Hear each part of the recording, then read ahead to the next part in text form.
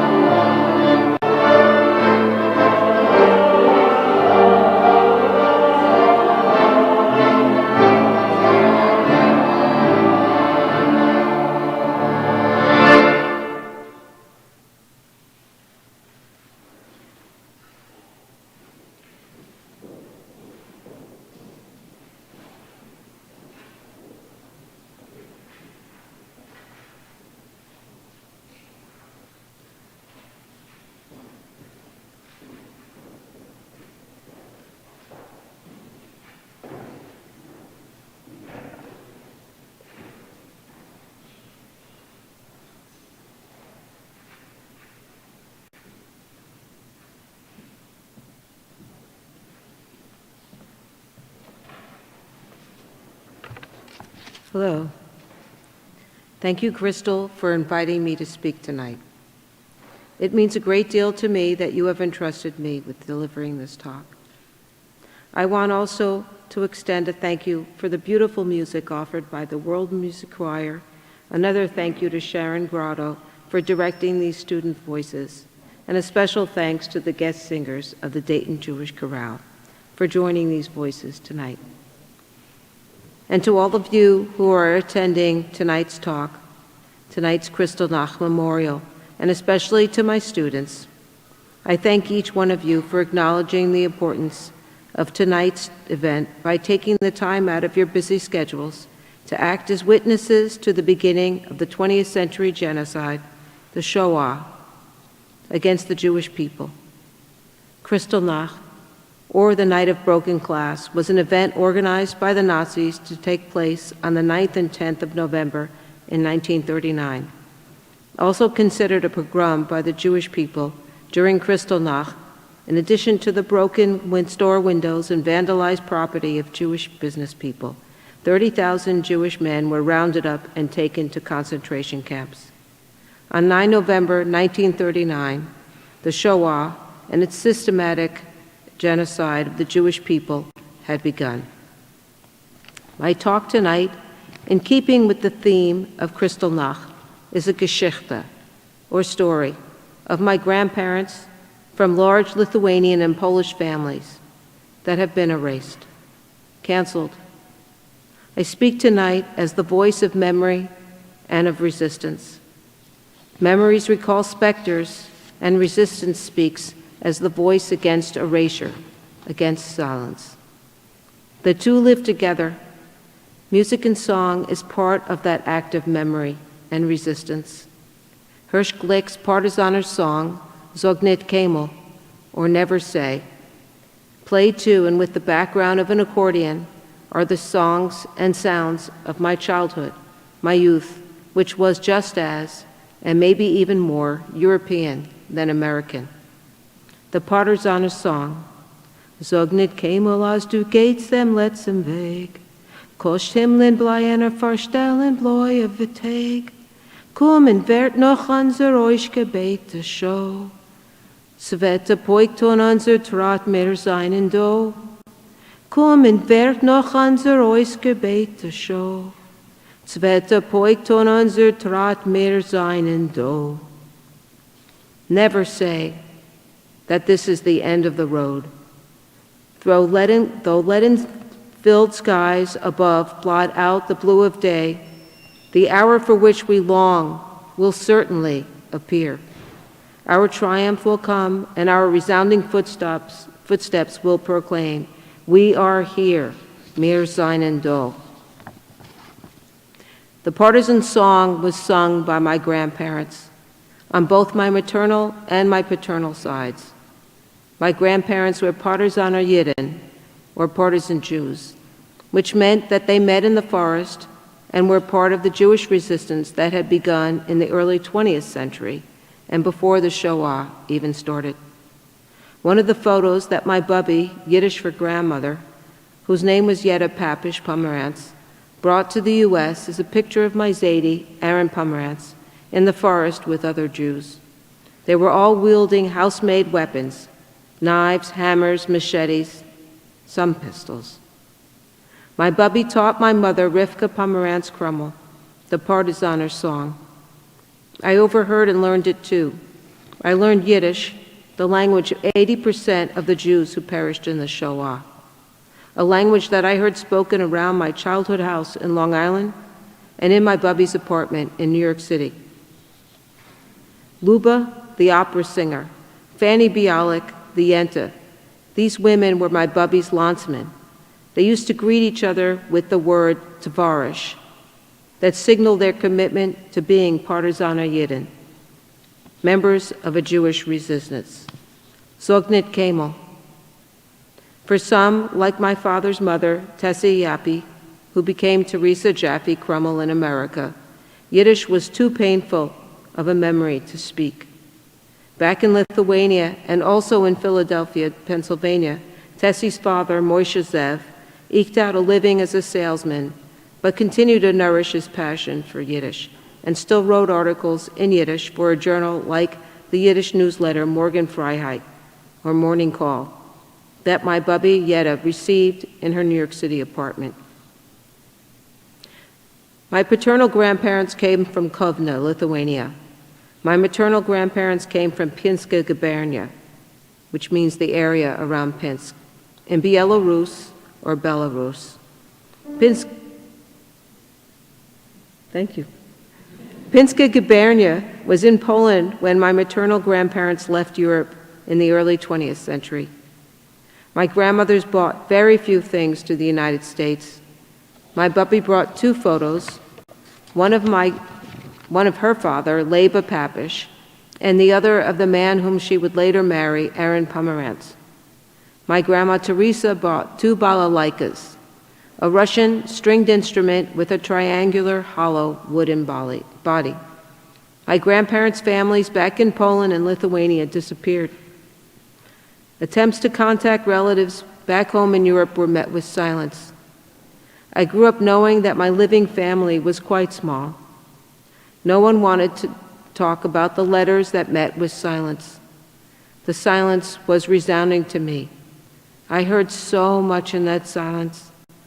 I felt so much in that lack. There was absence, no cousins my age to run around with at the Thanksgivings and Hanukkahs. But there was one survivor of the Shoah. There are no other survivors from those large families in Kovna or Pinska Gubernia. The one survivor was Asher Rubenstein, the son of one of Yetta's sisters, Yetta's nephew. Asher survived at the last camp where he was brought to, Treblinka. After liberation, Asher had nowhere to go and nothing to return to, so he went into a DP, or displaced persons camp. Eventually leaving the camp, as everyone did, Asher decided to go to Israel, Eretz Yisrael. There Asher met and married Hensha, who was already a grandmother. I met her grandsons, Idan and Joshua, in 1978 when I traveled to Israel for my bat mitzvah in Kedem Synagogue in Tel Aviv. I never met Asher to ask him about Pinska Gubernia and my bubby's sister. Asher died while we were flying to Israel. I never met him, and I never heard the stories of those silenced people who were my family. And so now, there is Joshua and Idan and my two brothers, Daniel and Joseph, who are the survivors to carry the memories. We are a small but powerful group of 5, and we carry those memories. We carry the history. We carry the language of loss. It's not an unwelcome burden for us. It is our story of ourselves and our family. And still, I never was entirely certain of my role in my Yiddishkeit or Jewishness, or even the family Geschichte and the language of loss, until I was 27 and sitting in a graduate class on Geoffrey Chaucer. Life is definitely not a linear journey. Holocaust studies and Jewish studies had only begun to gain some academic attention. And with that backdrop, and after the specific Chaucer class that I had not planned to take, after reading the Prioress's Tale for the first time, my life suddenly gained a new direction.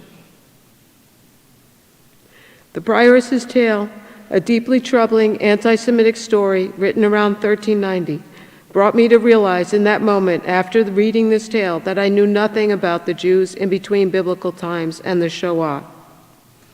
Their voices were also silent to me. Who were these Jews in between the biblical times of the Torah and the 20th century Holocaust?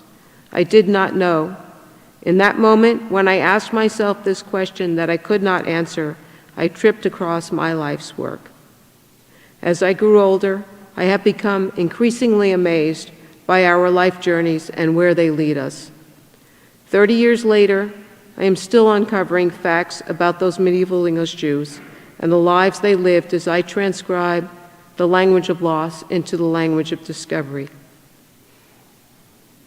As I try to voice the lives of the silence and resist erasure. May their lives be remembered for a blessing. Zechronot levracha. Sei gesund and thank you. V'shalom.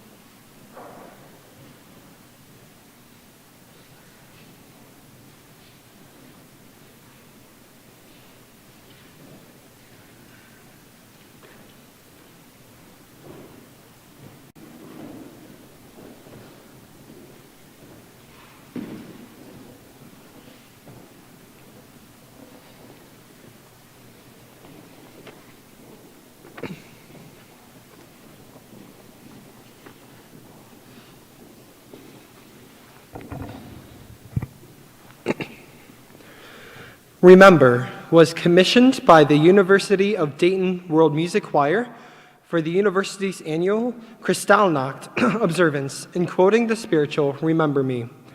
Composer Nick Page brought his Boston-based chorus, the Mystic Chorale, to Germany, where the group performed at a synagogue destroyed by hate on November 9th, 1938, Kristallnacht.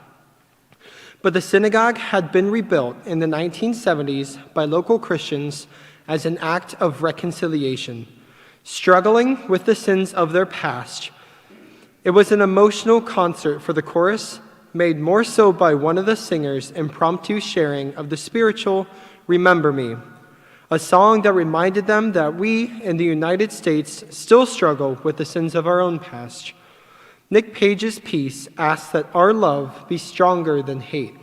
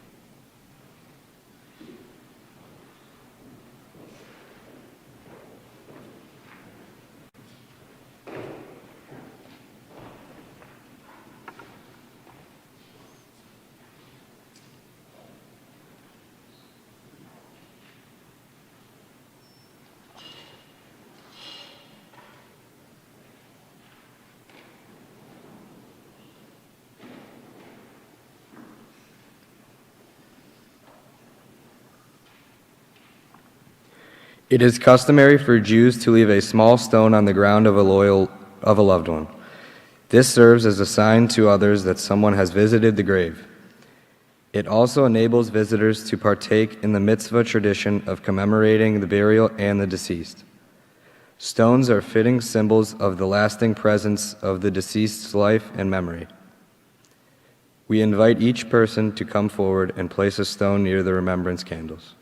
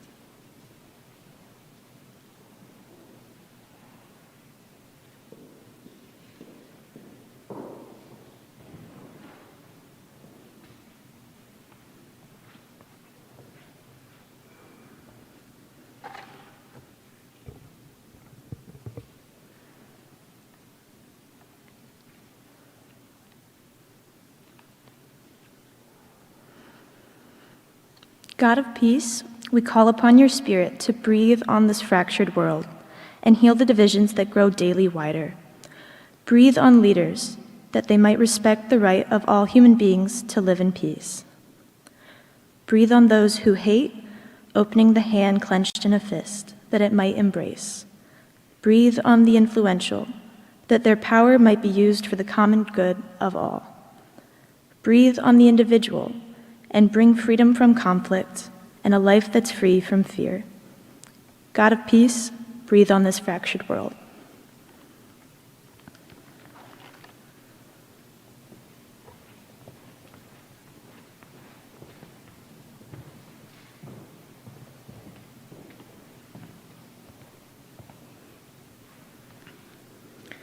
As a people, we are called to act justly, to love with mercy, to walk with humility with God. I invite each of you to take action for justice and change, to learn the history of marginalized peoples, and to cultivate dialogue and peace in faithful memory to those whose lives were lost at Kristallnacht, and in all conflicts of hate in the past and present. As you depart, I invite you to start your action here by offering one another a sign of peace. Thank you for being here tonight.